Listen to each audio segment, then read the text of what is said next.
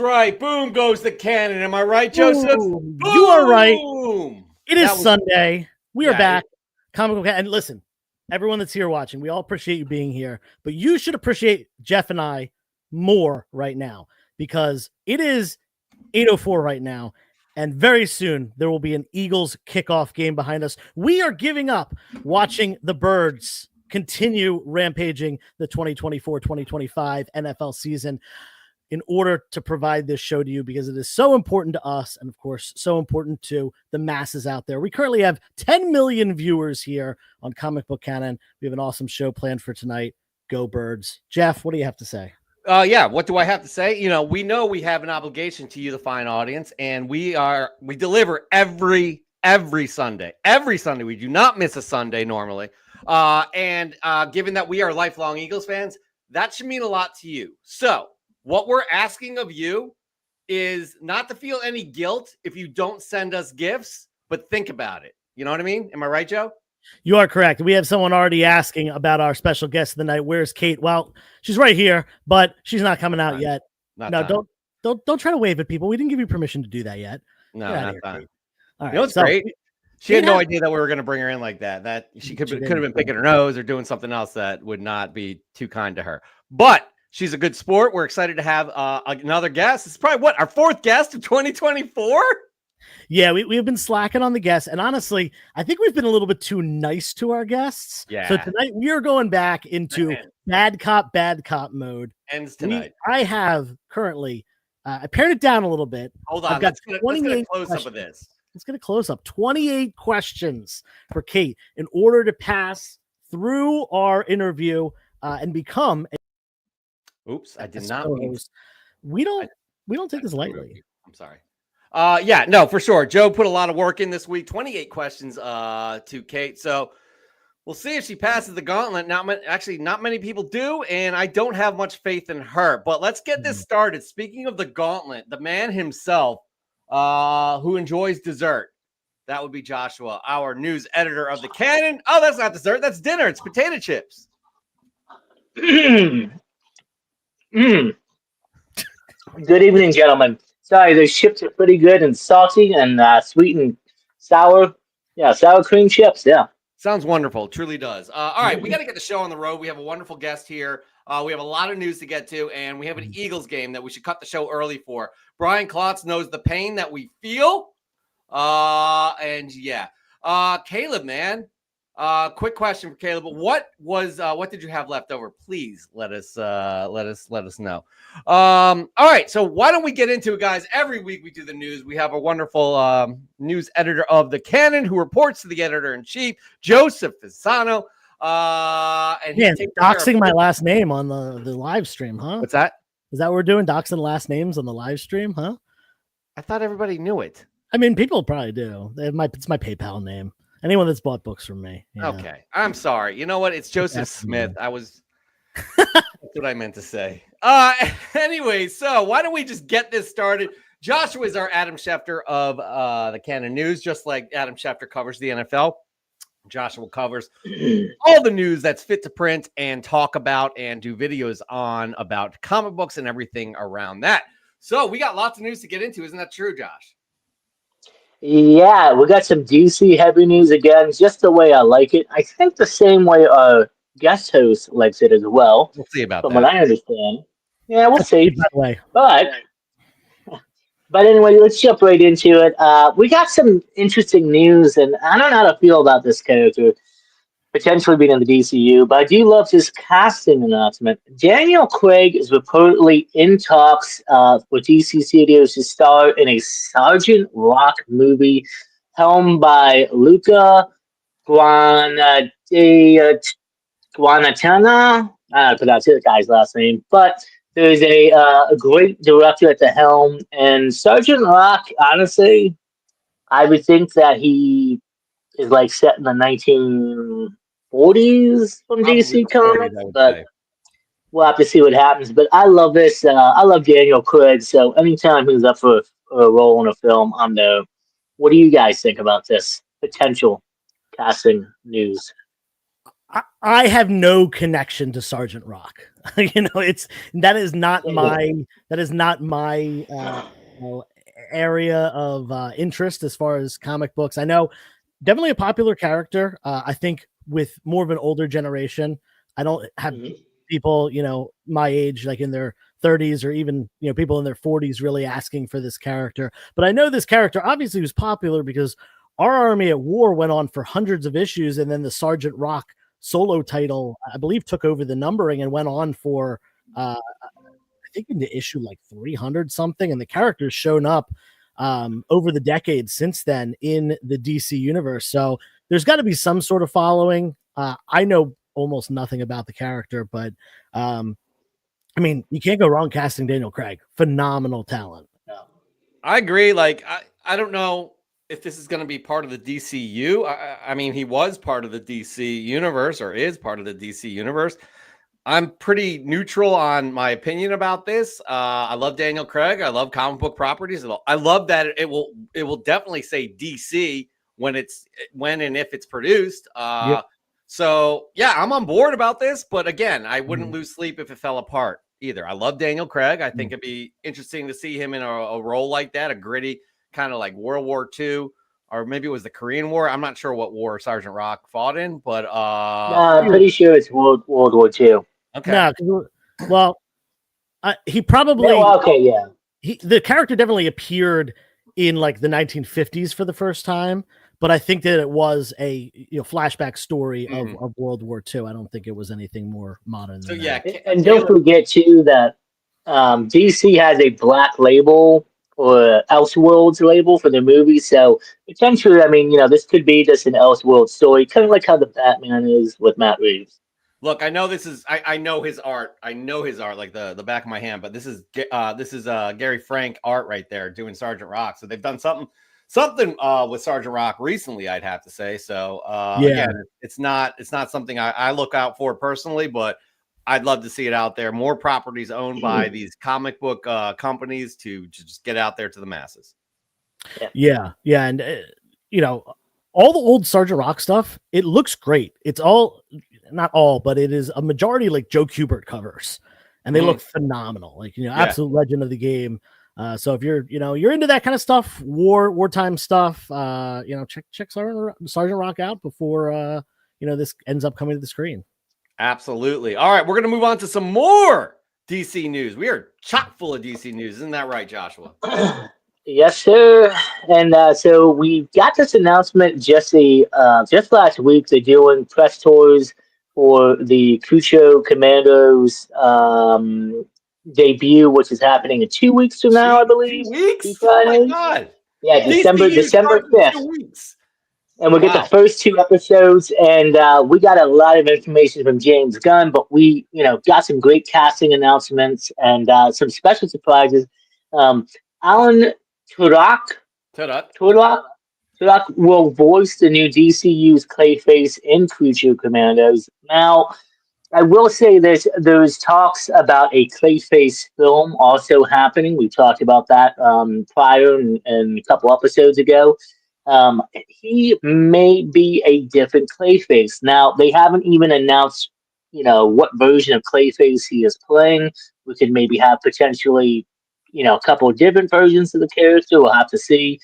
But I'm all up for this, and this just means that, hey, the DC Universe has these, it's not grounded. It's crazy, insane. We're going to have characters like Clayface running around, and I hope that means we get to see him and Batman duke it out on the screen one day. Give me some of my DC animated love, please. So excited about this announcement. Now, I have something that's kind of interesting that I don't think a lot of people noticed, but I actually checked when this rumor, I initially thought it was a rumor, but apparently Alan Tudyk confirmed it, that he's going to be doing the voice in Creature Commandos. When that was announced or whatever, I went to his Wikipedia page, and he is listed as one of the actors in the upcoming Superman movie. Oh. So whether I think that he probably will be a version of Clayface before becoming the Clayface character.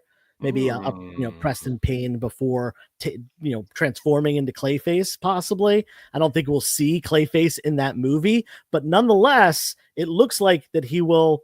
As James Gunn has said, the voice actors will likely be playing the characters in the DCU. No, they definitely will. That's how they're casting. Yeah. It's absolutely yeah. Looks like that's happening with that character. What's interesting about this is he was announced for the role in Superman as a uncast, special announcement. Nobody knows what it's going to be. However, Gunn also confirmed that Superman will take place a couple of weeks or a couple of months after Crucial Commander. So we'll have to see. It'll be interesting to see what happens, honestly, with that. Yeah. Okay. I'm all in. Honestly, I'm just psyched that we're getting Creature Commandos in 2 weeks. I'm psyched that we have Clayface in there. I'm psyched that that's going to definitely be a part of the DCU overall universe, because the animated, the films, the TVs, everything is all one piece. Super excited for that. I'm also super excited for this, as well as the 20 million other people watching this show and probably billions of people around the world. Joshua, let's talk. Come on. So, Superman, I believe, ended filming in July or August of this year. They stopped shooting and everything. I think they're all caught up with reshoots. And James Gunn announced a few weeks ago that the trailer was complete. He was doing some finishing touches, and it looks like we have confirmation that we'll be getting the first trailer sometime in mid-December. I'm thinking what'll probably end up happening is we'll probably get a little teaser trailer in December, and then we will probably end up getting the full trailer Super Bowl weekend. Bring it on! Bring it on! Let's get it! Yeah. I'm hyped for this movie. I'm hyped for finally DC, hopefully, cross my fingers, getting their stuff together and being able to put out the product that we all know that they can put out. We've had some phenomenal Batman movies, and we've had some phenomenal other movies. Wonder Woman, the first Wonder Woman movie was phenomenal. That being said, the overall package of the DC universe, the DC, DCEU, was not quite up to snuff, especially when you look at it compared to the MCU, which has been, generally killing it over the last 12 years. No, more than that. Oh gosh, 16 years at this point. So that being said, I hope this is the restart that DC needs, and I'm excited to see what's going forward. We always say we want these properties to succeed. I know, Joe, you're not the biggest Superman fan. You've admitted that before, but you want to see Superman succeed because he is one of the most popular characters in the world. And it's a good thing when other universes succeed, because it brings everything else up with it. And again, we've had a magical ride for these 16 years. Yeah, there were some decent movies here and there, comic book related, but not until the MCU, when they put their stake in the ground and said, we're doing something different, has this happened. And here we are, the next phase, I would say, because they failed. I'm going to say it, that the DCEU failed. It absolutely failed its fans. It failed, a generation of people wanting to see those types of characters. This is their chance to do it again. And I would say this is probably their last chance, because you're not going to continue to try and reboot and start a new universe, and et cetera, et cetera. It's not as easy to do that as it is with publications. Let's just say that. So I'm super excited. I can't wait to see this trailer. I can't wait to see this film. And here we go. Let's move on to some more DCU news. Another thing we talked about too, that we mentioned, is that DCU, starting off with Superman, it looks like the universe is already going to be established. There's going to be characters before Superman has showed up. And James Gunn confirmed in a recent interview that he just did, they're not going to focus on origin stories for Batman and Superman. So you're not going to see, Batman's parents dying for the 500th time on screen. And I'm kind of excited about this, because this means, we're already going to get established characters, we're going to get established stories.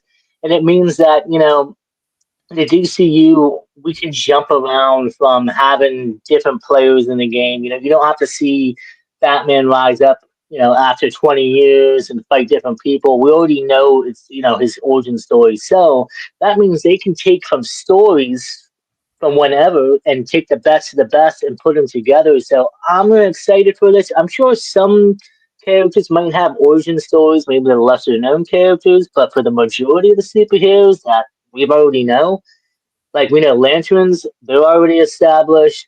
Batman suit, it's going to be interesting to see how Gunn forms this. I know he's got a vision for it, but I'm actually excited to see a non-origin story for once and see an established story of characters and what they can do with the films. Yeah, I'm with you on that. I think you hit the nail on the head when you said the major characters that we've all seen. We've seen Bruce Wayne's parents die 500 million times. We don't need to see that again. That can be just something that is known. That being said, you also mentioned smaller characters, lesser known characters might be good to have their origin in there so people can understand what drives that character. We all know what drives Batman. Even non-comic book readers, that character has so much mainstream appeal at this point. Everyone knows his origin story. So no need to spend the time retelling that. Tell us new Batman stories and, focus on the origins of those lesser known characters. For sure. And I'm sorry if I'm distracting right now, but I'm taking the game off because out of respect for Kate and the fact that we shouldn't get it shut down, which is a possibility. Brian Klotz did bring that to my attention. It could happen. But I'm just going to have it on my computer right here. So I'll just be like this the whole night. I got updates on my phone. So yeah. By the way, I got to turn the volume down. Sorry.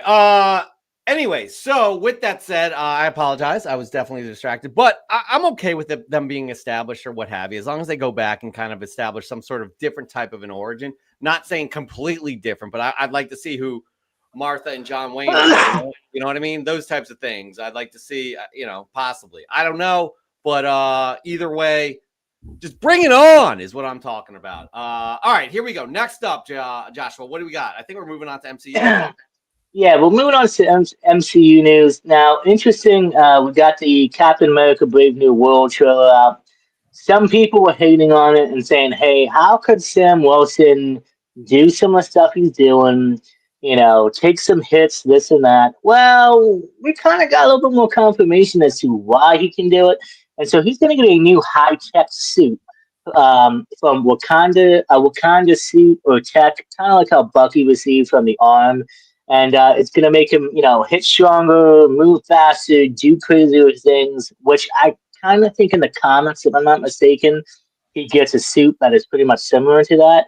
And, now people have a reason, can see why he can do what he does. I know everybody, saying, hey, he's just a human. Like in the trailer, he does a sick landing, and they're like, well, hey, his legs, his knees, his back, his whole body should have just been destroyed. But now we clearly see we got confirmation, and I don't care what anybody says. That trailer rocked hard and was amazing. So I can't wait to see what he does in the film with this new suit. I agree 100%, and I'm so tired of people just going bonkers after seeing a trailer, being like, "This is what it is." First of all, if they say, "Oh, this looks crappy," it's because the CGI isn't done. Okay, they don't invest that much money into the CGI. They want to make sure it looks great on TV, but majority of people are working on another version for the big screen. Second, like what they're showing you in there, you have no context, right? You have absolutely no context. What Josh is bringing to the table here, possibly, it could be a Wakandan suit. So just give it a chance, for God's sakes. You can't get overly excited about a trailer. You can't get, underwhelmed by a trailer. It's a trailer, and it's driving people who are not interested in those characters to go see the films. And that being said, I've asked Alicia twice if we're going to see this on Valentine's Day, and she said no. Okay, I'll talk to her after the show, Jeff. It's not too late to, call things off. I hope she's watching right now too, by the way. You heard me, Alicia. Anyways, Joe, your 2 cents, please, as I turn my head to watch the Eagles game quickly. The trailer looks great. Listen, I understand that Sam Wilson is not a super soldier by any means, and we see him do some pretty incredible stuff, but other ways to explain that, just like you said, Wakanda technology, which is, as we know, above and beyond the rest of the world, makes sense to do it that way. It explains it. Just go freaking enjoy a movie that looks great. That's all I have to say. Again, I mean, are we forgetting to that, A, this is a comic book movie, and B, We're gonna have a red Hulk that looks just like Harrison Ford. I mean, give me a break, Gonna man. be awesome. It's not like it's real life, but Jim, people have to this is complain. probably what I'm going to be doing, Jim. By the way, if it comes out, it's going to be on the Thursday, the 13th for sure. So, which is my birthday. Joe and I are going to. I'm taking Joe out on a date, and I hope Alicia gets jealous too. By the way, I really do. All right, moving on to some more MCU news. What do we have, Joshua? So, Fantastic Four First Steps will wrap up filming this week. And that kind of went by quick. It seems like they only filmed for less than a month. But it really did. So I'm considering that this is coming out the same time, like a week or two apart in July from Superman. I'm going to say expect a teaser trailer soon. If not, we'll have a probably first look at this come Super Bowl game. I would imagine they're going to have it stepped up by then. You know, they're going to start promoting marketing and everything. So I'm excited to see this film. I think this film is going to be, you know, obviously way better than any of the other Fantastic Four movies. Oh, come on. I don't know if it'll be as good as like the 1990s movie that came out. Right. That's goated. But you know what I'm saying? I think Marvel might have the money back to this film. We'll have to see. Yeah, that's for sure. I'm having a hard time, guys, watching this Eagles game and this, but I'm super excited about Fantastic Four because they're going to get it right. Mark my words, they are going to get it right. It's not going to be a shit fest like all of the other ones have been. So take it to the bank, Joe. Yeah, I've been stoked about this movie. I have been waiting. You know, I grew up watching the old cartoons. What was that? Late 70s, I think. The Fantastic Four cartoons that were, yeah, with the Kirby artwork that they just made the mouths move and stuff like that. You know, obviously we've had some Fantastic Four movies, and I didn't mind that first one in the 2000s. I thought that was a pretty good family fun movie. This gives us an opportunity to really explore the team and stuff like that in a more, you know, more adult setting. You know, the family fun movie was fine, but that's what it was. It was, you know, it was a PG Disney movie that Fox put out. It was so bad. No, the first one was okay, dude. The second one was bad. Anyway, the point is, I'm stoked for this. The MCU needs some fresh blood, and also fresh blood that people know. And the Fantastic Four gives us the perfect opportunity to do that, and then build up to the X-Men. Oh God, this is Brian is right. Can't tackle tonight, but give it some time. They are moving up the field right now. They always start slow on both sides of the balls. All right. And they're right there. And I should just turn this off, guys. We have a show to do, and we are committed to the audience here, and I don't know what I'm doing. Who are they playing, Jeff? The Rams. Yeah, in LA too. Huge contingency of Eagles fans there. All right. I'm saying in advance, I'm sorry for your loss. Why would you say that? That hurts our feelings. I'm sorry. I'm How are we going to do the rumor report without Josh? Should we do it? I don't think we can do it without him. Let's give him one more chance. So that moves on from the news, Joshua. We're still not happy with you, but here comes Josh's rumor report, where Josh is doling out not facts, but rumors. These are not necessarily, solid, concrete kind of, Hollywood Reporter or Deadline reporting on this. But Josh hears some simmering, and he's putting his ear down to the concrete, and he hears some whispers. Is that how it works? It's more like I just sit on my toilet and I write some stuff onto the notepad. But yeah, you could say that too. Makes it more official when you say that. It's good to know how you work behind the scenes. We're like literally peeking behind the curtain. So let's just get into these rumors, shall we? Yeah, so start off with some MCU news. The Young Avengers project that is reportedly in the works sounds like it's going to be retitled to Champions, and Marvel Studios is said to be developing it as a show rather than a film now. Again, nothing's been confirmed. We're not even sure we're actually going to get this. I kind of think we're going to get some kind of a Young Avengers or a Champions movie or a show eventually. Obviously, they're setting the stones at the end of the Marvels. You had Kate Bishop and Miss Marvel come together about setting up a team. And then you got some sprinkles here and there throughout the MCU, some of the other younger Avengers coming in. So we'll see what happens. I kind of would be open to this. I kind of would like an actual Young Avengers film, though. I recently just read the whole first volume one, and I don't care what people say. I enjoyed it. It's good. Definitely, I know some of the choices. People don't like certain characters being with other characters, but I don't care about that. I really love good storytelling, and I think the way how the MCU is set up, I think the team could do some good things. I agree. I like it to be a series though, because there's so many characters. I want to see all of these, kind of fleshed out a little bit more with Kate Bishop, like you said, Patriot. You got Ironheart too that could possibly be with them. And if you include like the Champions flavor, you could have Nova in there too. I'm very excited to see who they have right now, bringing those kind of younger heroes in for a younger team. You got to admit though, I like them calling them champions because Young Avengers just sounds corny as hell. Like if you were to call you know what I mean? Like I just think that's just stupid. Like, there's a way champion sounds a little bit more. It sounds fresh, but it doesn't sound like we are the Young Avengers. We're a little bit different from them because we're younger. So that's my thing. I'd love to see a series.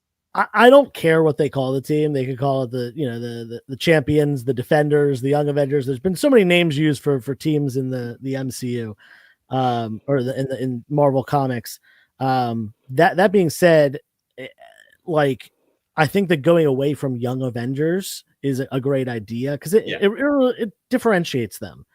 And I understand maybe calling them the Young Avengers does something with the greater population kind of Avengers is in people's mind from the previous movies and all that. But I think giving the team their own name really sets them up for the team to carry on themselves in the future of the MCU. Agreed. And the Great Lake Avengers, by the way. Interesting. He mentions the Great Lake Avengers. The Great Lake, but that was a John Byrne creation from the 90s. And it was kind of a...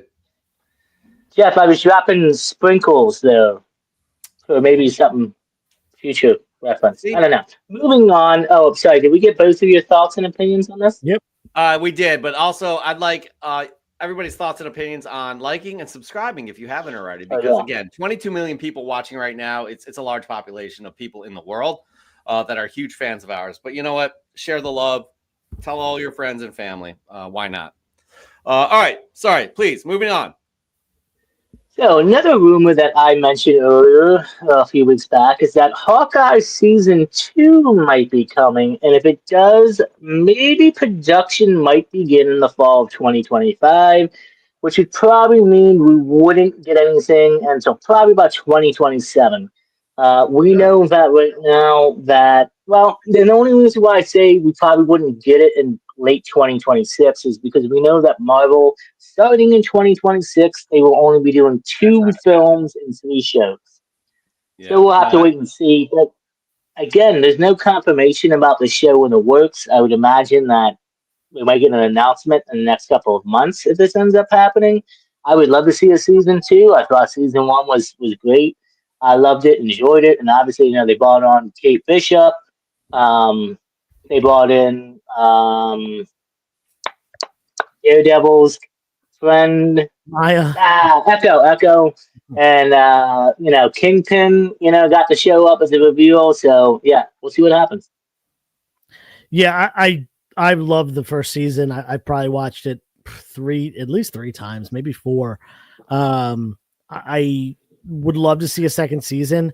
I know that, obviously not just things being screwed up with the whole, writer's strike and the pandemic and everything with that, but also Jeremy Renner was in that horrific accident. Mm-hmm. Terrible. He almost died. And he almost died and had months of recuperation. And I'm sure he's still not 100% and probably never will be. And I'm sure some of those injuries are going to be lifelong, nagging injuries.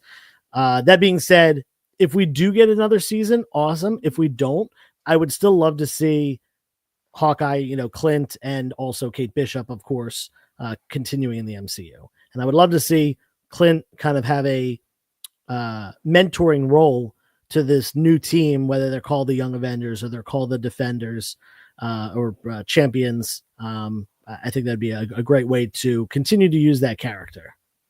Yeah, for sure. Like, again, this is the first I'm hearing about a season 2. Obviously, Joshua, you're in the know. You got to get the phone calls from all the inside tipsters, et cetera, et cetera.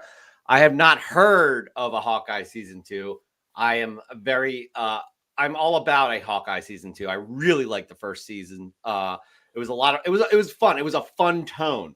Kate Bishop brings that tone, kind of fresh, youthful, learning as she goes kind of a situation, and her personality from the books to the actual, Young Avengers 1 was her first appearance, but from the books to the series, I thought it was just great. And I'd love to see it. And I love your idea, Joe, of seeing Hawkeye kind of be a mentoring, stable kind of thing. Cause we're not going to have Nick Fury there for, ever. He's pushing 80, isn't he? Sam Jackson. So again, it'd be nice to get a mentor that's been with the MCU for quite a while. By the way, turnover, Eagles turnover. We're pushing the ball down the field. We're on the 30-yard line. Woo! He's also one of the last remaining original Avengers too. We have. I mean, that's true. And it's funny. Out of everybody, he's just a normal guy. All he can do is shoot arrows. Yeah, and he's the one that kind of outlasted mostly everybody. Well, not everybody. Hulk's still there. That's it, right? Yeah. Hulk is the only original Avenger of the MCU. You got Hulk and Thor. And Thor, my bad. Thor, yeah. So that's and you think about it. I mean, he's just Hawkeye's just a regular Jeff. That could be you in your mom's basement, shooting up an arrow, trying to get some spaghetti or something. You know what I mean? That's just insane to me that the guy's still around. But, I mean, I think that would be awesome if I could shoot. I mean, okay, yeah. I mean, to you, of course. I mean, your mom would be proud of you. She'd probably take a picture of it and put it on the refrigerator. She would never let me get into that game. She would think I would literally hurt myself in some way. So I don't think I. Anyways, it's not about me and my mother. Okay, let's move on to the next rumor. Let's go, Joe. All right, we're going to jump into some DCU news. Well, DC news. We're not sure how this is going to play out yet, but the Teen Titans movie is supposedly going to feature the same roster of characters from the original cartoon series, but it is uncertain which version of Robin may lead the team. Now, I'm thinking you're probably not going to get Dick Grayson leading the team. Obviously, it sounds like Batman is going to be established. So we know Damian Wayne is coming. So could this either be Damian Wayne leading Teen Titans, or the other next guest would be Tim Drake? Personally, depending on the age of the characters, I kind of would like it to be Tim Drake. Let Damian be with Batman for a while, however they want to do that. He's obviously going to be young.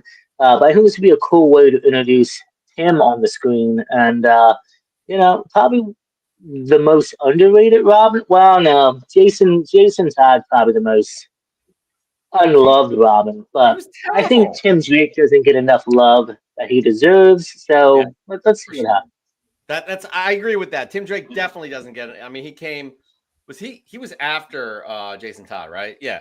So he definitely doesn't get enough love. He is the Red Robin or something like that now. Yeah, and he's just kind of going back to the comics. Not only is he the most benevolent Robin, the most truly good person doing things for the right reason, but he also was the first Robin to have a solo title in the 90s. Well, no. Yeah. Oh yeah, you're right. As Robin, yes, you're right. Yeah. Yep. Yeah. First Robin. You're right. Actual Robin character. And Tim's also the Robin on Batman the Animated Series that a lot of people grew up with too. Well, that's the thing. It's like, again, how are you going to do that? Like, maybe it's not going to be Robin leading the team. You know what I mean? Like, because I'd love to see Damian as Robin. You know what I mean? I would love to see Damian as Robin. That relationship that you see in the comics with this just ruthless assassin kid. And then having, but what would you can't have another Robin leading the Teen Titans if this is in the DCU proper. So I'm not sure. It could be Red Robin. It could be Red Robin. You're right. I agree with that. Or it could even be Nightwing, to be honest. Who knows? I don't think so, because I think My thing is, obviously, if we're gonna get This is my Damien, point right obviously that here. means This is why things will be Dr. Nightwing. Guion and I get Uh, along so well. I think it's going to be Nightwing. It's confusing to have Robin and a Red Robin in the movies. but if they do use the characters from the Teen Titans Go show, technically those characters are kids, teenagers themselves. So, yeah, no, we'll see. It depends. I mean, they could always go the route of doing the characters but have them as adults. Not to say. Yeah, we could talk about this all night, but we don't have all night. We have Yeah, that's right. Kate, who's waiting patiently backstage because we got lots of news here. All right, and this is our final piece of news. Let's do it. So this is a good one. Doomsday will feature supposedly 4 to 5 separate teams of characters. In the next episode, issue number 206 that we will be doing, we're going to talk about potentially what those teams may be. And I'm not saying Great Lake Avengers or West Coast Avengers. I'm just going to say there's going to be quite a few different teams with some big players. So you got to tune in to the next episode of Comic Book Canon to potentially find out who and what the name of those teams will be. I like what you've done there, Joshua. You may have redeemed yourself from having a horrible episode here. By the way, this is episode 204, 205. It's not 204. Some idiot put it as such. That being said, Joshua, I do like the little next week, which actually, by the way, also we will not have a show next week due to Thanksgiving. Well, I didn't say tune in next week. I said tune to the next You know what I'm talking episode. about. I Issue number like that 206. you're leaving everybody on such a cliffhanger. They're going to have to come back. 20 million people watching. And Josh, you've done an excellent job, I'd have to say, even though I was giving you crap earlier. We truly appreciate you and the work you put in. And that's why you have a segment called Josh's Rumor Report. We are going to have a theme song for this and maybe even a new intro. Probably have to wait till the beginning of next year. But a new intro for Joshua, as well as the new intro for the canon, believe it or not. But Joshua has to go for right now. He will be backstage. We may bring him in here and there. I'm not sure. Joshua, please be good, okay? Try not to eat all the snacks in the green room. I got Nobody cares. But moving on, Joe. You said something very interesting in the chat. Again, you are one of the most selfless people I know. You said tonight there will not be an Ask Joe because tonight we have a very special guest in the house. Is that correct? It is correct. We had a lot of news to cover, and we want to make sure we give our special guest ample time to pass this giant 28-question interrogation. Hold on. Interview. Show it again. Show it again. Well, let's show it again. Boom. 28 questions. Interview, not interrogation. I know I said that, but it's an interrogation. Let's be real. We want to make sure we have ample time for that. So there will be no Ask Joe this week. We'll pick that up next week, or 2 weeks from now, because we are not going to have a show next week. There's no show due to the Thanksgiving holiday. But again, we will be in touch with all of you. There will be no Fresh from the Comic Shop next week either. So this is it. We're deciding our final semifinalist of November tonight. Actually, Kate's going to do it. But let's bring in Kate, who is a stalwart of the community. You know and love her. Kate from Kate's Comics. Hello, Kate. Hello, everyone. I'm so excited to be here. We're excited to have you. You are just honestly, we know, sometimes we have to be the bad guys just to get people in line. Isn't that right, Joe? You the truth. Are pure positive. You are like the good in the community. We like to say we don't pay much attention to the bad because there's a lot of shit that's bad. Joe and I are like street level heroes that take out the trash. We do the dirty jobs that nobody wants to do. But you, on the other hand, keep people hopeful, and we appreciate you for that so much. With that said, though, you're not getting any special favors from us because we are back to the old days of these interviews. Is that right, Joe? Yeah, we're going to go pretty hard on you. Like I said, I got a lot of questions. Hopefully you can answer them and answer them correctly up to, our liking. And if you do, you get to stick around for the rest of the show. You get to be a little. Yeah, exactly. You get to be a guest co-host. You get to not only show off your fresh gets of the week, but also pick our winner for Fresh from the Comic Shop. Do you think you are up for this immense responsibility? I don't think I had that on my resume, but we'll we'll just run with it like you do in a job interview. All right. Are we ready to get into this? I like the approach. Nobody has ever said it as such, but really it is. That's what this interview is. So Sure. we're going to pick you apart. And by the way, shame on me for not putting your information down below. Everybody can follow Kate on Instagram at CAIT'S COMICS. Is at CAIT'S.comics. Is that what it is? I think so. Let's probably. Let's find that out. I'm pretty sure that's it. I'm pretty sure that's it. Yeah. Okay. That sounds, Yeah, that sounds good. If somebody wants to drop that link in the chat, we'd greatly appreciate it. All right, here we go. Joe, you've prepared this whole interview. I don't even know what's coming other than knowing how many questions it is. 28. Right, 28 questions. All right, let's start off with question number 1. We all know you're Kate. You speak for the trees. How did you get into that line of work? The trees? Yeah, that you speak for the that's what this card. Like, forget that card. Forget that question. We'll move on to a different one. Being, personal workplace buddies with the Cat in the Hat. Is he a good guy in real life? The cat? I don't know about that. Okay. Oh crap! I messed up. Hold on a second. Okay, thing 1 and thing 2. What's going on, Joe? I messed up. I grabbed my cards for the interview, next week's interview, which is with the Lorax. Oh, Jesus Christ. Yeah. We're easily confused with mustache. Yeah, let me, Yeah, you guys Joe, this has never happened before. This has never happened. Here, this one fits Kate really well. Okay, so coincidentally, the Lorax is also a big fan of DC Comics and DC villains. We want to know, who is your favorite Batman villain? So it is Poison Ivy. I just think the character is. Could she have come up with a more basic answer than Poison Ivy? I know, like everyone loves Poison. That's like saying the Joker. Come on. Oh man, that's rough. I didn't think we'd be kicking her off this soon. We all know who the actual best Batman villain is.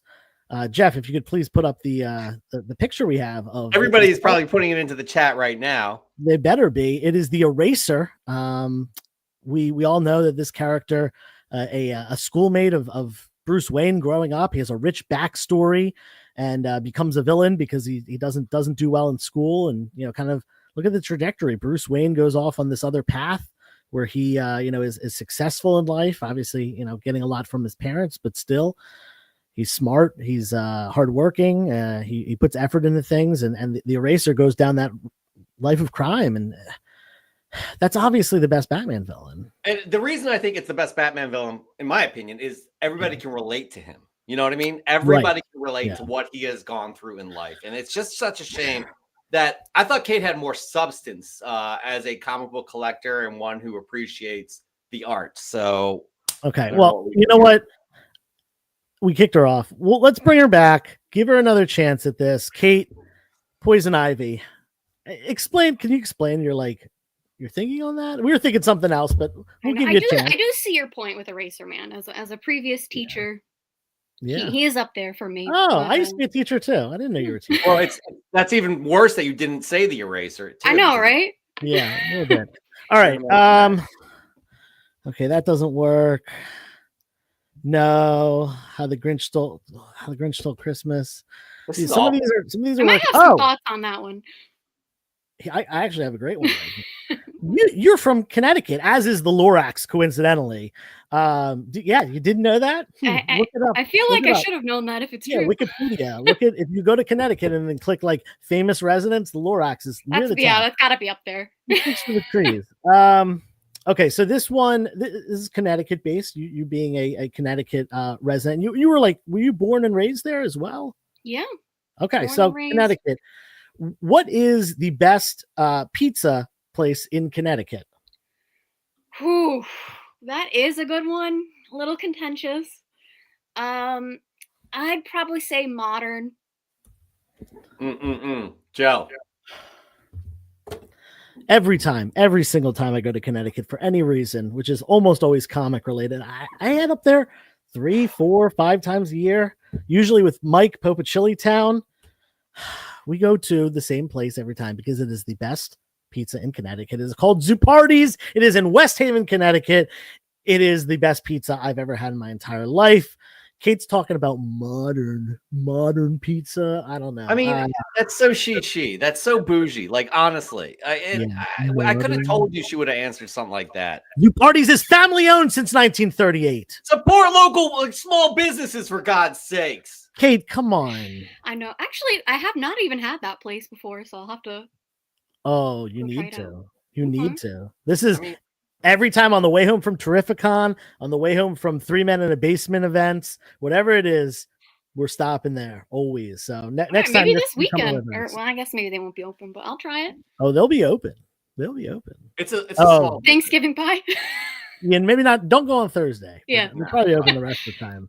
Everybody in the chat's giving it props too. So again, we're bringing you back because you're lucky you have the positive thing going. You're a positive person, and we appreciate you. We do like to root for you, but like, this is a disaster. It's like an uphill battle. Well, I'm going to be honest. It didn't help that I'm stuck with all these ridiculous Dr. Seuss themed cards. That I know that was Joe's bad. Like, that's definitely not your fault, Kate. But like, honestly, everything else is.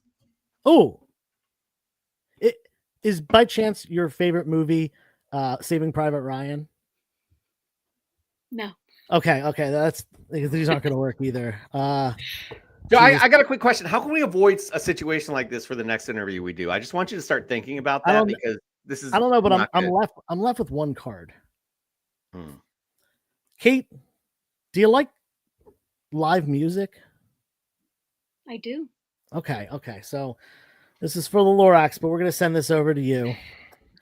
You have spoken about going to concerts, going to live events, sometimes even catching the same musical group on tour multiple times during the same tour because you're so into that.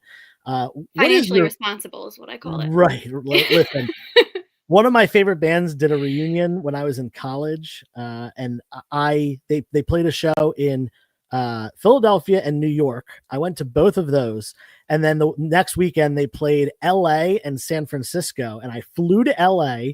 My mom was living there at the time, so I visited my mom as well. I flew to LA, went to see them in LA, and then got a ride with some people that were driving from LA up to the San Francisco show, which is 6 hours. And I went to all 4 reunion shows of this band called No Warning. They're a Canadian hardcore band. Check them out. Kate, I want to know about your favorite live performance that you've ever seen.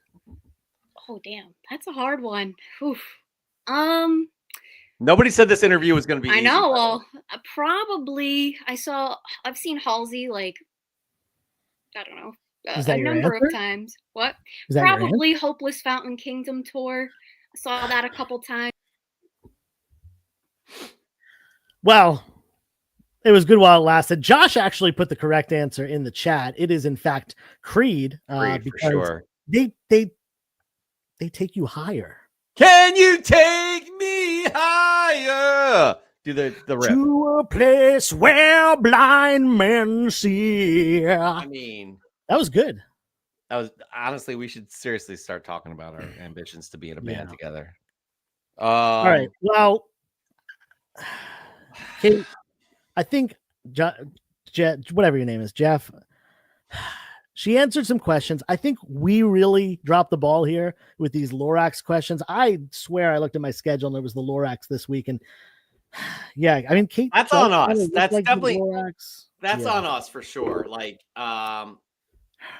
that's definitely on us. And I think, unfortunately, we're going to have to bring her back and trudge through the rest of this episode with her. I don't know how else we can do this because that was on us. Kate, despite the issues we have with your answers, you do a lot for this community. You've done hosting. You've been very supportive of myself and a lot of other content creators and comic book sellers. You started your own thing with the Comic Underground, and you're really involved with that. By the way, everyone go follow the Comic Underground on Instagram right now. If you're not doing that, follow, and Kate, of course, as well. because of that, we will look past your transgressions about pizza, live music, and Batman villains, and we will allow you to be the guest co-host for the remainder of the show, which does entitle you, of course. Time out. This is like an incomplete test, is what it is. So you're going to come back again, and we are going to grill you again because this was our fault. With the right 28, yeah.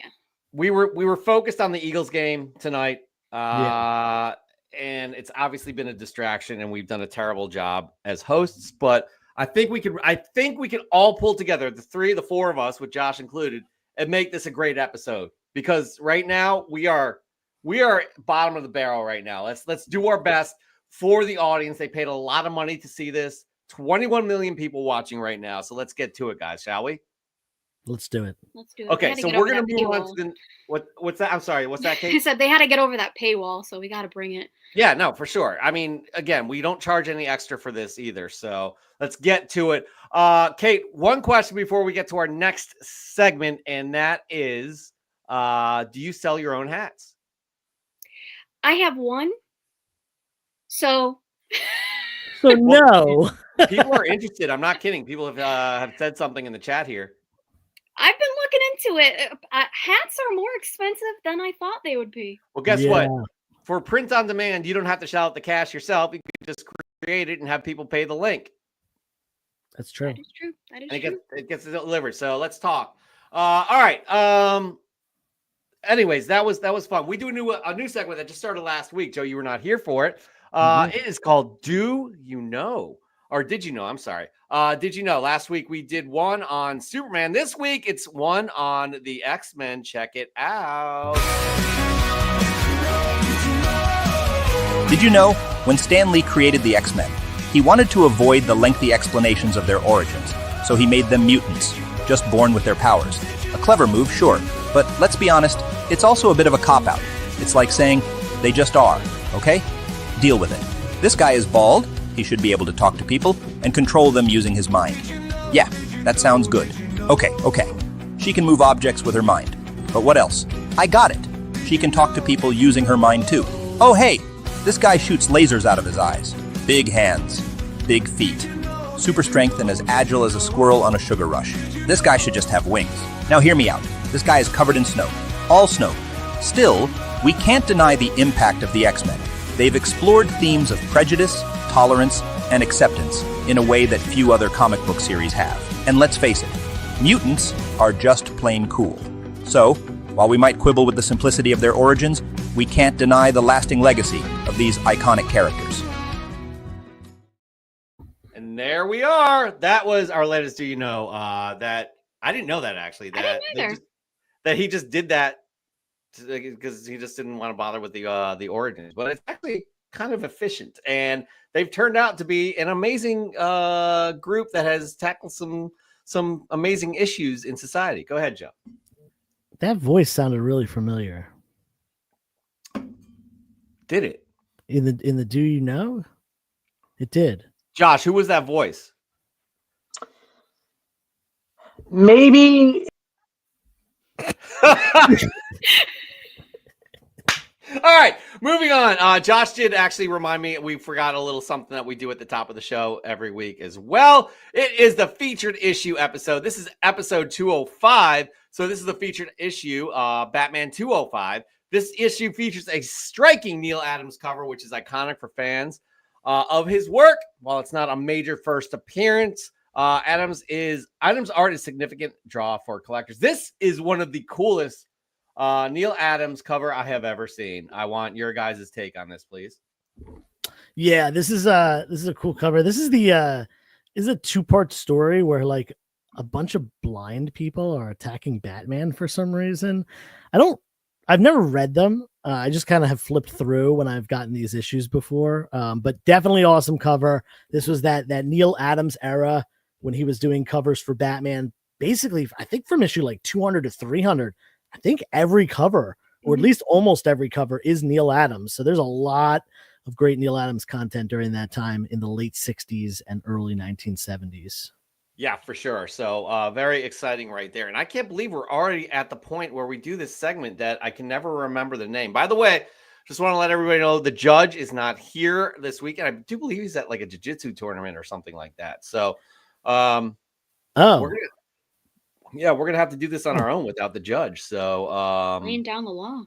Well, Josh, take this opportunity, Josh, while you're backstage right now to, get yourself what are those ringlets, the ringlet wig, and build a hammer out of something because you're going to be. Yeah, you need it actually. You can be the judge here.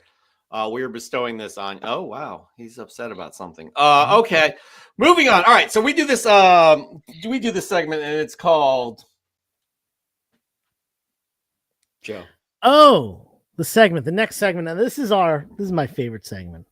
This is my favorite segment because it's so fresh, and we're here for comics, and we love to go and get stuff from comic shops and other various comic places and bring them back to add to our personal collection, and even show them off on the internet, specifically the Instagram.coms.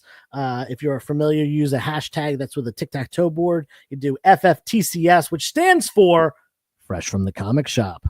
That's right. Fresh from the Comic Shop. We ask you, the fine audience, to send in your fresh gets each and every week, and you never disappoint sending in those gets. It's rewarding to be able to share this with this wonderful community that that Kate represents. She's a great representation of this community. Being able to show off your works to people like her. But not only can you show them off to this wonderful community, but you can once you send it in to Fresh from the Comic Shop, you are already submitted to potentially win a monthly prize that rolls up into a yearly prize. That's right. We have wonderful partners, EGS Comics and Spider Dude Comics, that supply us each month and a yearly prize as well. That supplies us I'm just stumbling over my words, aren't I? A beautiful slab. Let's just show this November book. Why don't we? Because you'll get the idea if you don't know who EGS and Spider Dude is.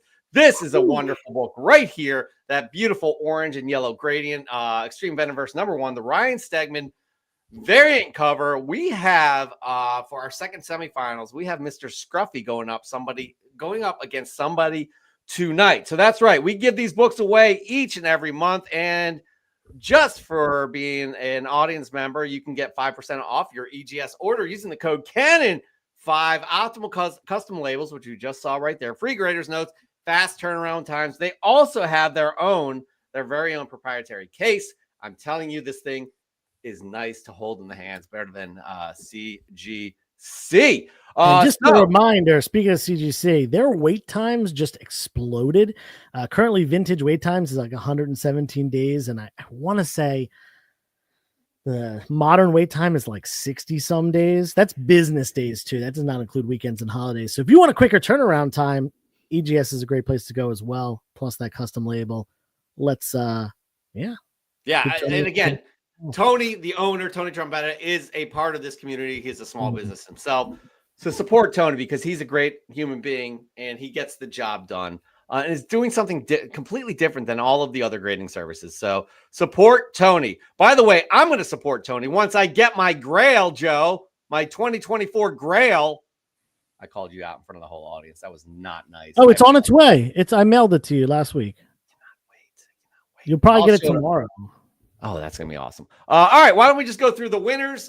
Those that are not eligible. We have Mike Haggs from January. I'm just realizing he may have sent something. Shoot, I may have missed that. Mike Haggs for January. We got Dr. Plagueis in February. We got Mons Comics in March. We got April, Nukes Comics winning April. Kaboom Comics won May.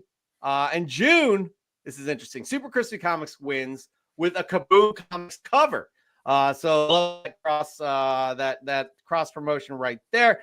We got Nori Jordan, aka Jordan Nori, winning in July. August was all raising out with this Deadpool submission. So awesome. C to the G1 September.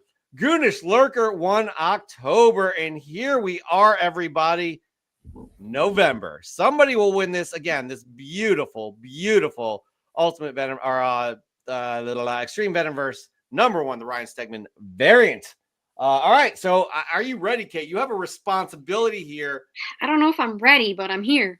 Well, we're going to do our best to walk you through this. We don't think you're quite ready for guest co-hosting responsibilities, as was dictated by your interview. Again, this is an incomplete. You'll come back. You're starting over like you haven't been here before, and you will have to do the interview once again. So just accept the terms, because we don't apologize for this, but it's who we are, and it makes the community better. All right, let's start this thing off with Comic Demon. What do you got, Comic Demon? I used to hide my Conan comics from my parents, finding out how gritty they were. Here's to Crumb. I'm guessing that these, it can get a little mature viewing, mature readership. And if you're younger than that fine line, I'm sure you would want to hide your parents. That's good stuff right there. Kate, let's see your first fresh get of the week. What do you got? Let's see. The first one is not all that interesting, unfortunately, cover-wise. It is a blank cover. I got a Crisis issue 7. DC is doing all of the facsimiles for that run this month. Let me pull it out so that you can at least see the color of it. Nice purple cover. But this is my favorite comic, so I'm excited to hopefully get an artist to do their work on it and get another take on my favorite cover. That's interesting. Why is that your favorite comic? What issue again is that of Crisis? It's it's just out of my reach. It's issue 7 with Superman holding Supergirl. Okay. Why is that your favorite comic? I'm just curious. Perez's work is just so stunning. The detail, I think, in the figures, and then especially notable in the Crisis run, just the background detail that he goes into. And then I also just really like the story of the whole series. So yeah. That's a good, I don't know. That's a good get. And I'm sure you're going to send it in as a fresh get once you get it. Once I get it done, yeah. Do you know who that's going to be? I do not. I have a list of people who I would hope to, but I actually bought 2, so we'll see. All right. Spud has there's some substance here to this comment, I have to say, but we'll talk about this after the show, Joe, right? Okay, it's a good thing you're muted, but that's cool. Sorry, I was fiddling with stuff over here. I didn't want it to distract everyone from. A fiddle is also a musical instrument, by the way. It's also a band. Oh, no, that's fiddler. Just kidding. Anyways, it's also a play. Yeah. No, that's on the roof. Yeah. That's on the roof. All right, let's move on here. By the way, all right. So moving on, we got Spud's Comics actually. Spud's bringing the heat yet again. Absolutely in love with this adorable Halloween Lilo and Stitch, done by the amazing Easy Nerdy One. As much as I love that his. Hold on, I had to just kick Jeff off right now because he just said Lilo and Stitch. He did, yeah. Has this man no freaking culture? Jeffrey, try this again. Her name is pronounced Lilo and Stitch, one of the greatest movies of all time. Check your ears, Joe, because I said Lilo and Stitch. Run the tape. Absolutely in love with this adorable Halloween Lilo and Stitch, done by the amazing Easy Nerdy. He did it again. All right, did Jeff, it on purpose, I swear to God. As much as I love his work, especially his DC ladies, I think this might be my most favorite he's done. I've loved Lilo and Stitch as a child and still as an adult.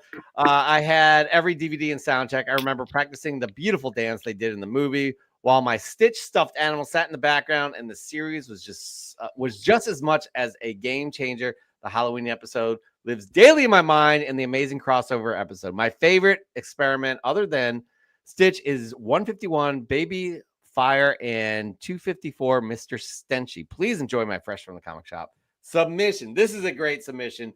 I have to say, my daughter, not a huge Lilo and Stitch fan, so I wasn't. Yeah, that's probably because her dad doesn't have Lilo and Stitch. Listen, here's the deal. I do know that they're coming out with a live action film, and they just showed Lilo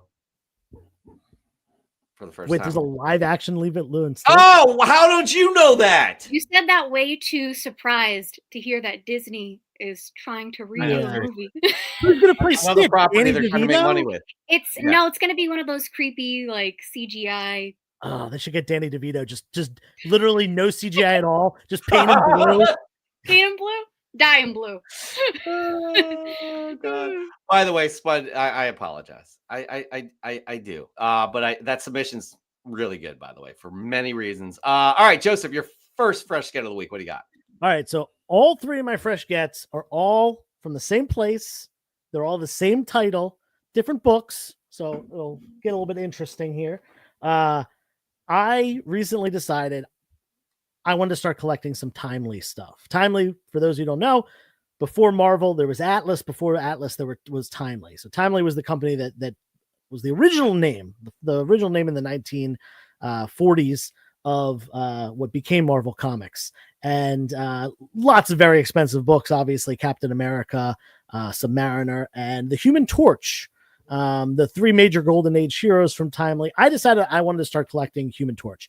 I'm not a huge Submariner fan. Captain America stuff is real expensive. Human Torch is a lot more affordable, and I like the look of the character as well.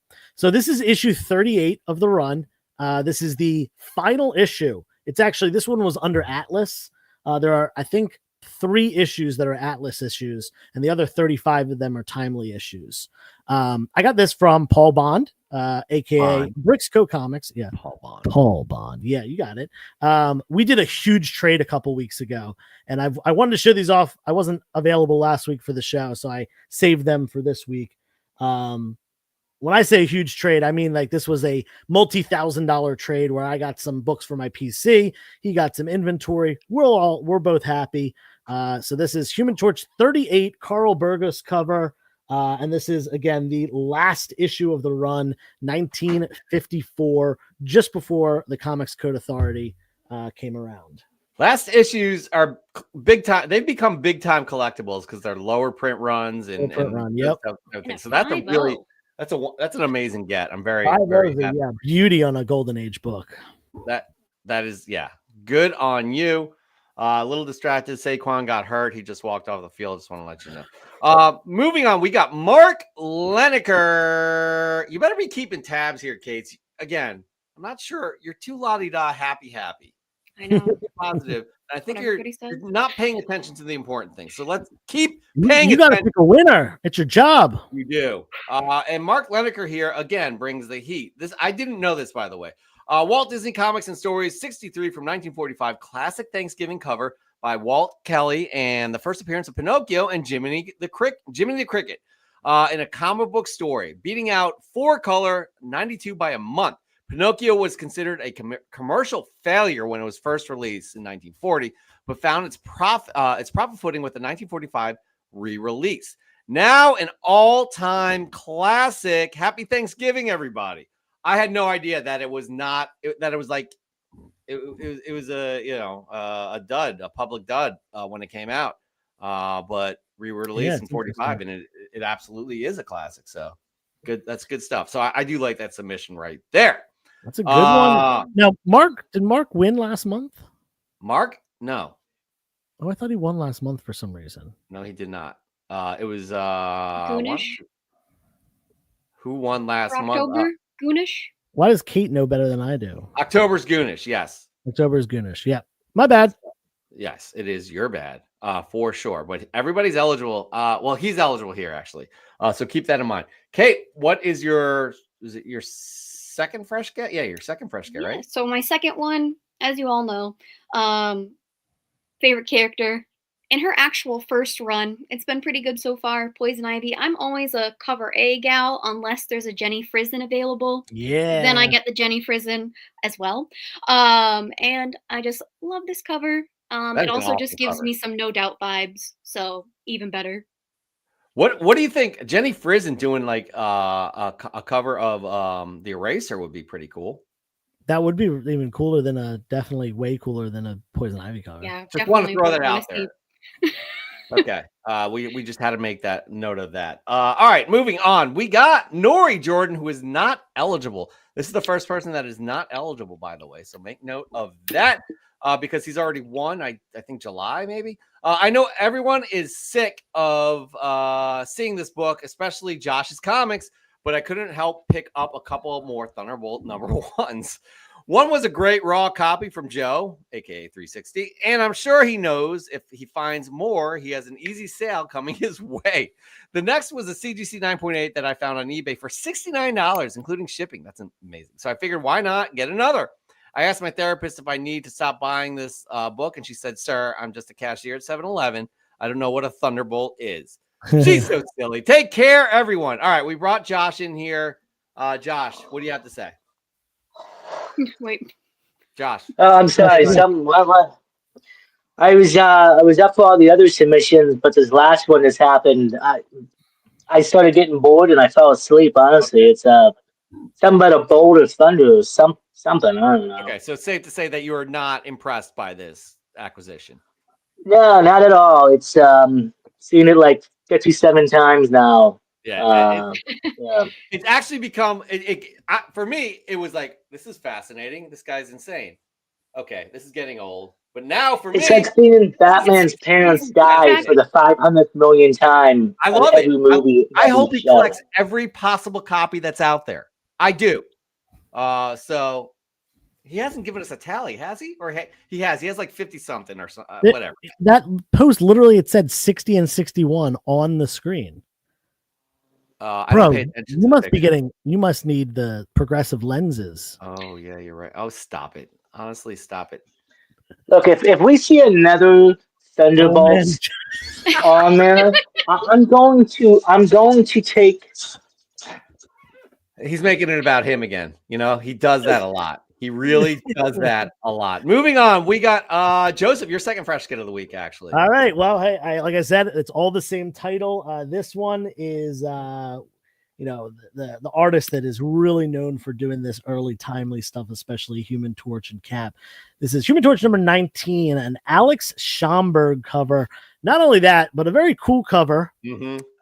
Lots of action. There's always a lot of action going on these Schomburg covers. And we even have a little bit of bondage action going here. We got this woman over here tied up, hanging over what looks to be fire or chemicals or something. And Human Torch number 19. It's got a Submariner backup story, I believe. Yes. Yeah, and he's right here on the cover as well. Boom. Golden Age goodness. 1945. So yeah, summer 45, that end of the World War II era. This is fascinating, Joe, because the producer of Did You Know, the person who does the voice, actually thought about doing a Human Torch Did You Know. So it's a possibility we may see one in the future. Okay. That's another great get by you. You're killing it. Here we go. We got Slick Jolly, who is eligible. One of the first comics that I read when I got back into the hobby after a long hiatus was Black Cat #1 by Jen McKay. The story really drew me in, and the covers by J. Scott Campbell and interior art by Travel Foreman was superb and reignited my love for comics. Fast forward to today, and I now own Black Cat's first appearance in Amazing Spider-Man 194, and recently commissioned some covers from two outstanding local artists. I asked Greg LaRocque first at the First State Comic-Con, and he delivered. Shortly afterwards, I asked Mark Morales, and this outstanding beauty came in the mail this past week. I could not be happier to receive such stunning work while supporting creators and being able to share with the community as a whole.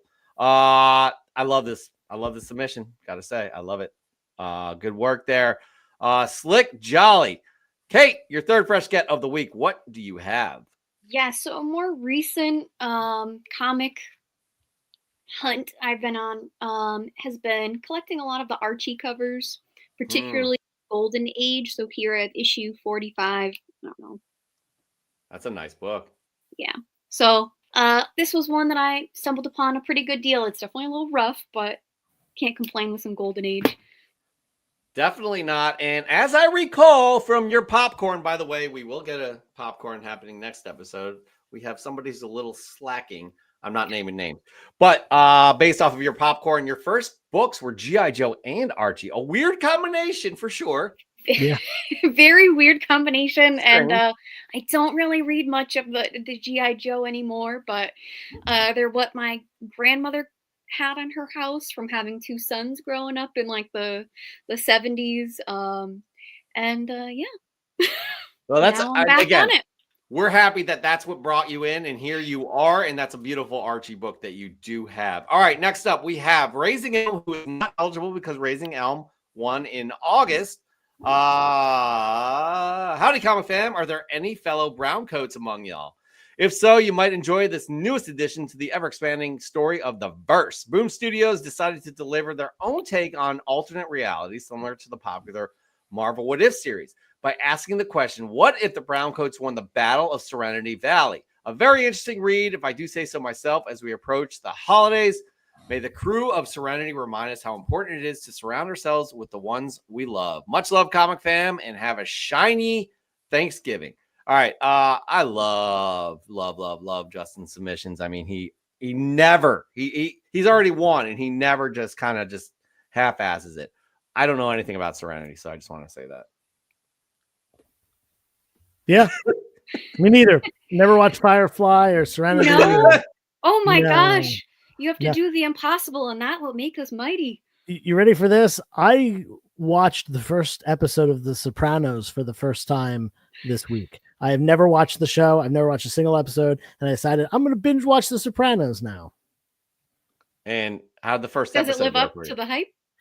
I'm 3 episodes in, and I'm liking it, but not loving it. Like, I'm enjoying it enough to keep going, but I haven't gotten really attached to any of it yet. So we're going to see. At least get through the first season before I make a decision. I feel like a show that inspired a lot of others makes it hard to like cherish the things that made it like so shiny then. That's a very good point. And also, I didn't watch every single episode, but there will be times I was into it, right? And at this point, I'm not sure if it stands up the test of time. You know what I mean? So it may feel dated. I'm not sure. So maybe I don't have time to. Yeah, but not too much. I mean, it's still it's still in my lifetime, so like I can relate to it. Sure, but like show it to like a 20-year-old now, and they're probably gonna be like, "What's going on here?" That's true, but there are some things in our lifetimes that don't live up to the test of time. There are a lot. Like, I used to think Dumb and Dumber was the funniest movie of all time, and then I watched it again. I'm like, okay, it's a little bit dull right now. God damn it, Jeff. Another one down. I don't know why I do this with this guy. He just said Dumb and Dumber's mid. Come on, bro. I didn't say it was mid. I do love Dumb and Dumber. I still love it, but it's not like. Watch what you say. His finger's right over the button. All right. And finally, we have the Canon crew member himself, Josh's Comics, Detective Comics 1000, variant cover by Don McTeague. Detective Comics 1000 is an amazing milestone issue with over 91 different variants. While I have a few of them in my eyes on some more, I couldn't pass up on this beautiful Don McTeague cover featuring 3 of the most important ladies in action comics. This is a cool cover for sure, but you're not eligible, buddy. We appreciate the effort. Joseph, or actually Kate, start thinking about some things. Well, time out. There you go. While Joe shows off his third book, his third fresh get of the week, we're going to come back to you, and you have a major decision to make. Feel the pressure. Joseph, I do. What do you got? I got a book. It's a Human Torch book again. The third book that I got from Paul, aka Brixco Comics, Human Torch number 15, another Alex Schomburg cover. And this would be the earliest issue that I have of this run now, 1944, probably. Yeah, spring of 1944. And as you can see, another one of those very intricate, lots going on. Cool. Alex Schomburg covers. We've got someone tied up again, a little bit of bondage action going on there. We've got all these guys with the weird masks and hoods around. Love this stuff. Very cool. Great book. Doesn't actually say, oh, you know why? It doesn't say that this is a bondage cover because it's a guy that's tied up and not a woman. And that is questionable. But yeah, great book, 1944. That is my earliest Human Torch as of yet. But let's see, I've got those 3 and then one more down and 34 more in the run to fill in. So it's going to be a quest from here. Is that your first Schomburg? What's that?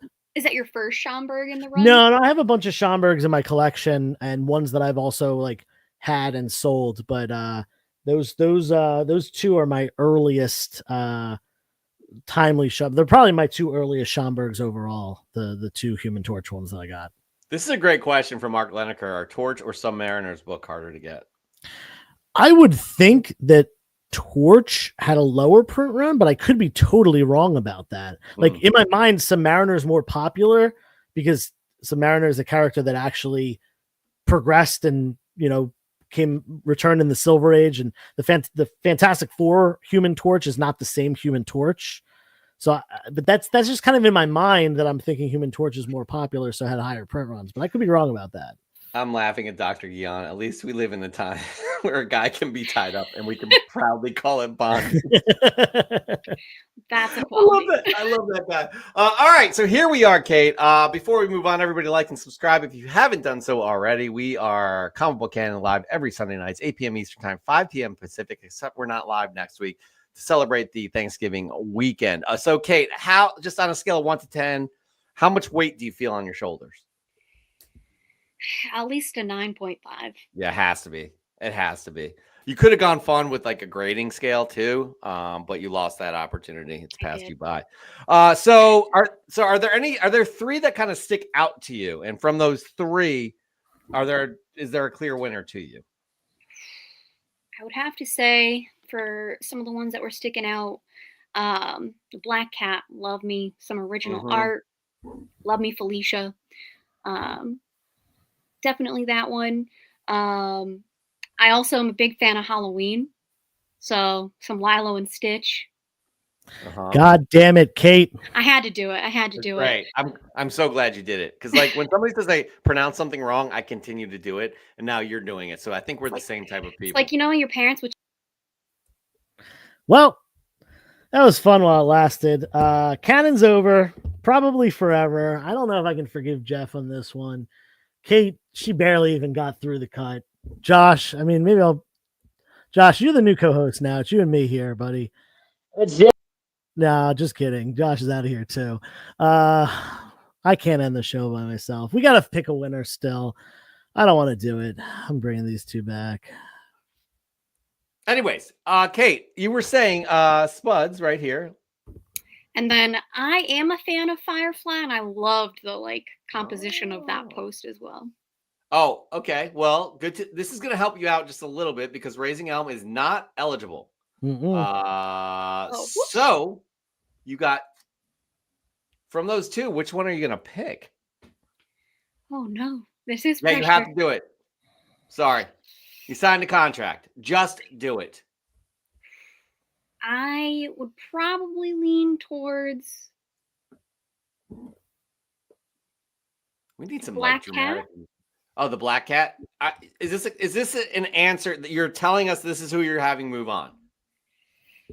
I mean, I'll take some input. No. We give you an. That's not how this works.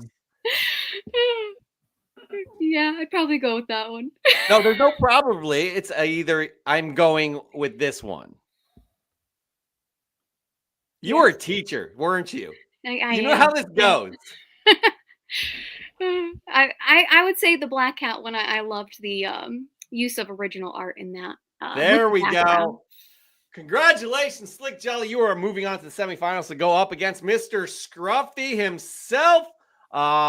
Looking forward to that. Actually, that'll happen this Wednesday. Kate, I gotta say, let's bring Joshua on as well. For somebody who really wasn't officially a co-host, you did a great job. I have to say that for sure. And it's honestly an honor to have you on here because you just, legit, you do bring a lot of positivity in the community and you have so many people that love you, including us. So we truly appreciate you being on. So I'm going to leave it to Joe and Josh.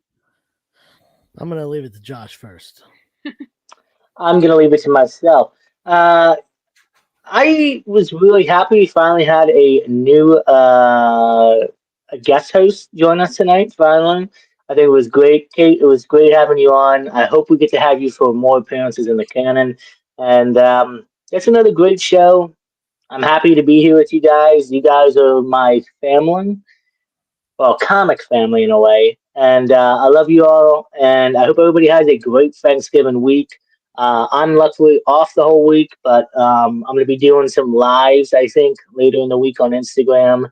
It's some unboxings, but we'll do that and just, enjoy the week, especially enjoy Thanksgiving.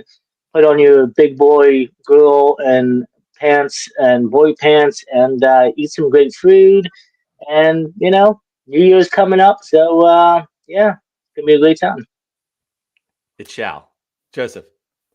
Yeah. Thanksgiving coming up. I was at my Friendsgiving last week. Going to do some family stuff this week. And also going to do some 50% off claim sales. So if you're looking for some major discounts, trying to get rid of some old inventory and make room for some new inventory. So come hang out, spend some time with your family, watch some football, eat some stuffing. Of course, my favorite Thanksgiving treat. But yeah, comic community, you all rule. Kate, thank you so much for being here. Again, follow the Comic Underground. They're doing some awesome stuff. A lot of just community building. It is like the perfect platform, whether you're into, talking about comics or reading comics or buying comics. They do sales and stuff like that. They're putting out so much content. Every time I open Instagram, there's something from either a post from the Comic Underground or someone sharing something cool, community spotlights, all that stuff. So go check that out if you haven't done so yet. Kate, you guys are doing a great job. Thank you. I really appreciate that. Absolutely. We're definitely going to have you on again, Kate, but you're going to have to go through another interview. But to all you wonderful people, you are the gas that makes this comic book canon engine go. We appreciate you greatly. Again, we are off next week, but please join us on the first Sunday in December. I can't remember what the date is on that. December 8th, Sunday, December 8th. There it is. That's the next canon. It's actually the first Sunday is next week, which we're taking off. That's December 1st. There you go. That's exactly what I was trying to say. But Joe does all the math in his head, or he just knows the calendar. But please like and subscribe if you haven't done so already. Tell all your friends. We truly appreciate you all. We enjoy doing this on every Sunday night. But until December 8th, please be good to yourselves, be good to others. Have a safe and happy Thanksgiving if you celebrate it. Take care, everybody. Have a great night. I'm trying to stretch here because I didn't have it ready. Come on, Jeff.